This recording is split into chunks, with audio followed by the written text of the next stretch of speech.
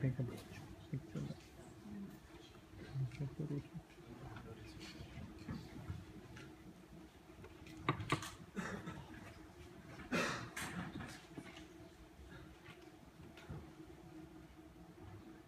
I'm Shravan Kumar. Hi, I'm Amol here. I'm Matthew J. I'm Sahash Patel. And our project was Packer Plane. Our objective was to design a small RC aircraft for rapid deployment. Today we're going to show you an assembly video of our best time of 42.5 seconds, as well as have a live assembly for you, where we try to beat our time. We'll do our best in these suits.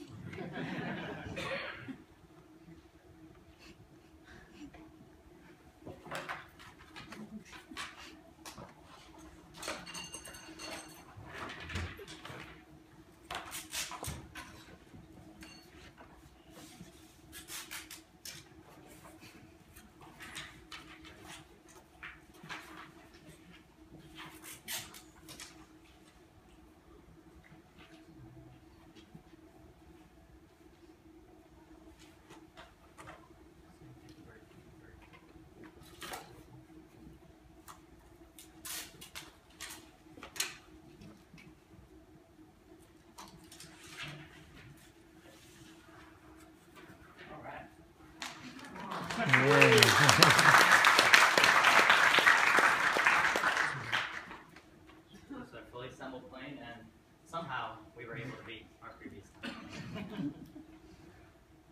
Alright. In our presentation today, we're going to be going over the practical applications of our plane, some of the aerodynamic theory and background behind it, how we designed and constructed it, and finally, the results of our project. A real-world practical application of our plane is as a support drone. Support drones are equipped with cameras and are predominantly used by the U.S. Army to track terrorist organizations such as Al-Qaeda. However, these are usually too large and unwieldy. Our product provides a solution to that. It's a smaller drone that's better for ground troop operations.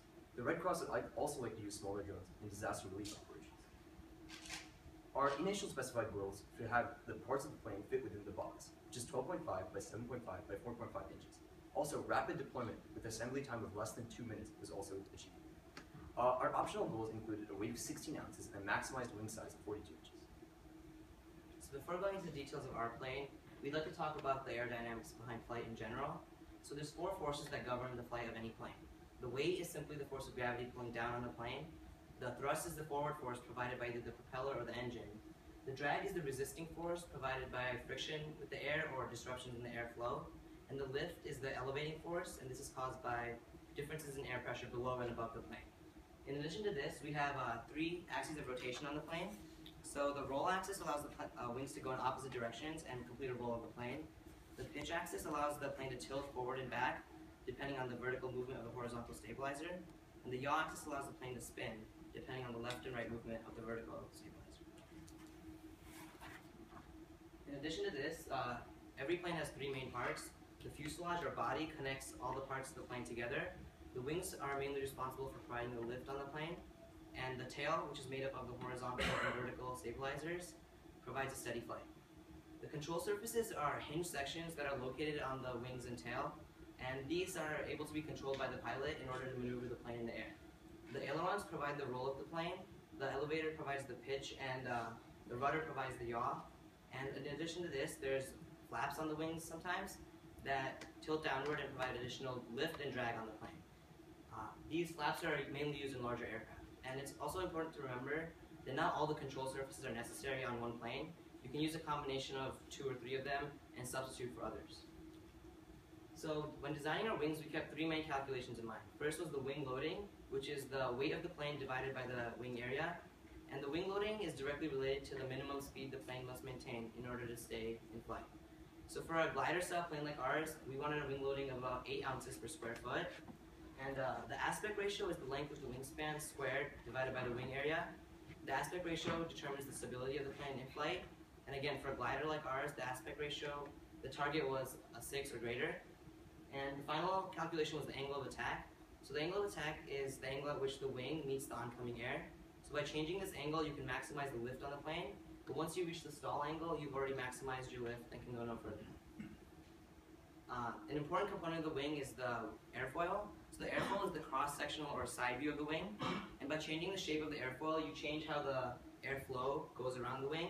thus changing the lift. Using in different environments, different airfoils are more or less appropriate, and the Reynolds number is what quantifies these environments. So after combining multiple factors, the Reynolds number gives one value to determine the conditions that the plane will be flying in. For a plane like ours, 60,000 to 80,000 is the Reynolds number, which is relatively low.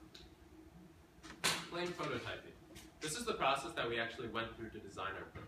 We began by researching different model aircraft and industry designs to come up with our first conceptual model. After that, that conceptual model underwent a period of optimization, which resulted in our final design. That final design, we dimensioned the final design and then modeled it in a 3D CAD software called SolidWorks, so we have a blueprint to work off of for construction. Now for the image on the left here, that's a cross-section of the fuselage. You'll notice that there's a hole at the top. The hole at the top houses the main carbon fiber tube, that's the backbone of the entire plane. Below that is a square hole, which is the cargo, which houses the electronic assembly of the plane, which powers the entire plane. The image on the top right is of the wing. You'll notice that there are two rods sticking out of it. These are carbon fiber rods that insert into the fuselage at an angle. And there are also magnets at the same end of the plane, same end of the wing, that help secure that connection. And the image on the bottom right is simply the KFM2 airfoil that we use. The image on the left here is of the horizontal stabilizer. You'll notice that there are creases at either end here. That's because the horizontal stabilizer is 15 inches long, and since our box is only 12.5 inches long, they need to fold in order for it to fit into the box. And the image on the right over there is just the vertical stabilizer. It has a dorsal fin design to maximize surface area while maximize the surface area of the tail. And finally, this is an image of a fully assembled plane. Since the theme of our project was compact disassembly, this is how the plane comes apart. As mentioned, the wing comes out of the fuselage. It also has a crease here so it can fold in two and also fit in the box. And the vertical stabilizer simply pulls out, and the same with the horizontal stabilizer. This carbon fiber tube telescopes back into the fuselage, and then all the parts fit nicely into the box. So after we completed our designing and modeling phases, we moved on to construction. As you can see here, this is a picture of our folded wing design that's held together with tape hinging. The ailerons on the wing are beveled at a 45-degree angle with an X-Acto knife, and they're attached to the wing using a double-sided tape hinge. This allows the ailerons to move up and down freely. For the KFM2 airfoil, as you can see here, we double-layered the Depron foil on the front and single-layered it in the back. This created a 12mm layer in the front and a 6mm layer in the back. Additionally, we sanded down the front leading edge of each wing in order to allow the plane to cut through the air more freely. As you can see here, this is the carbon fiber tube that attaches two parts of the wing. It's attached inside of a slot so that the wings can snap into place and be secure. As mentioned earlier, the carbon fiber rods and the magnets were attached inside of the wing so it would fit flush into the fuselage. As far as the tail construction goes, the horizontal stabilizer has a permanently mounted carbon fiber tube on the bottom. This attaches directly into the fuselage. Additionally, the elevator on the back is attached with a similar double hinge tape design as the ailerons on the wing. This allows the elevator to move freely and creates the pitch of the plane. For the vertical stabilizer, with its dorsal fin design, we cut it using a hot wire cutter as well as sandpaper. The two vertical pins drop down straight through the horizontal stabilizer and into the fuselage. The final piece in construction was the fuselage itself. This was created in a two-part design, the front half being pink insulation foam and the back half being carbon fiber tubes that could telescope within each other. The front half was created in a split-piece design to incorporate wooden formers to allow the wings to come in and sit at a 7-degree angle. The final piece in construction was the detachable hatch on the bottom of the plane. This hatch allows easy access to the mechanisms inside the plane and was created using a balsa wood locking mechanism on the front and magnets in the back. In addition, the hatch detaches upon landing to absorb the impact of the plane.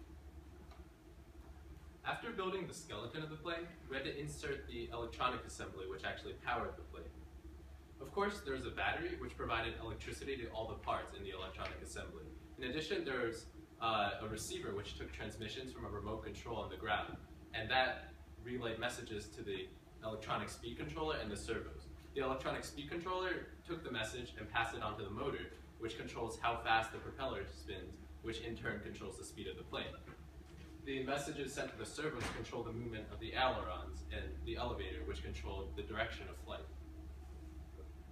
So here we have a video of our third test flight. The bigger screen is going to be a third-person view from the ground, and in the bottom right, you'll see a view from the camera that we mounted on top of the plane.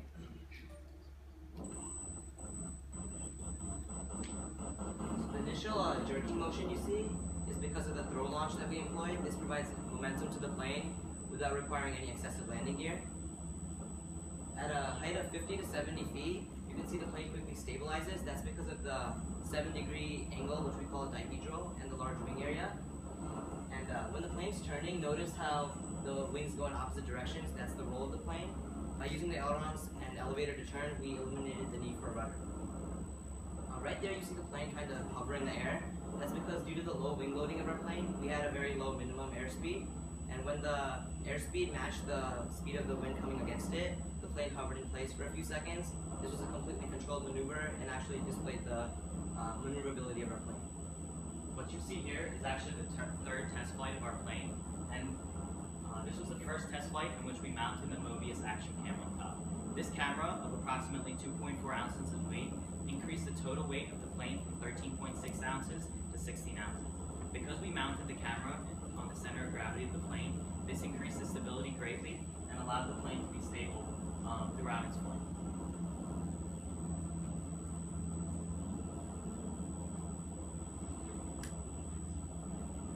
So now when it's time to land, you'll notice that the pilot simply cuts the propeller of the plane. This allows the plane to use its large wing area and the gliding style we designed to glide to the ground and have a low impact crash. Yeah. And, you'll notice that when it crashes kind of hard, you see the kind of force of the plane hitting the ground. This was absorbed by the detachable hatch on the bottom, so therefore no components of the plane were damaged. And this was all planned, so we were very satisfied with this test. Over a series of 3 test flights, we achieved a total flight time of 3 minutes and 5 seconds. Our average elevation is around 60 feet, and even during windy conditions, we were able to effectively maneuver the plane. We met and exceeded all our objectives. Our goal assembly time was 2 minutes, and we consistently assembled a plane in less than 50 seconds.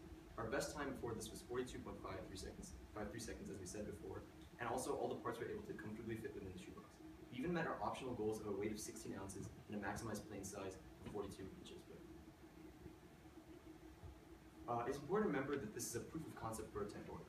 And possible improvements for a final model include a carbon graphite body, which would be lighter and stronger, a larger battery for longer flight missions, a larger motor for greater area coverage during scouting missions, and exploration of new airfoils for this new final model. Overall, using aerodynamic concepts for design and construction processes, we were able to effectively construct a prototype that met and exceeded all our expectations. So we'd like to thank some people without whom this project would not have been possible. Our mentor, Ravi Bauer, our research advisor, Liz McGinley, our group member, David Tian, director of the Governor's School, Dr. Eileen Rosen, assistant director of the Governor's School, Dean John Patrick Antoine, our special advisors, Mr. Jim Bagani and Jonathan Holsager, the New Jersey Governor's School for Engineering and Technology itself, and all the gracious sponsors of our program. We'll now entertain any questions.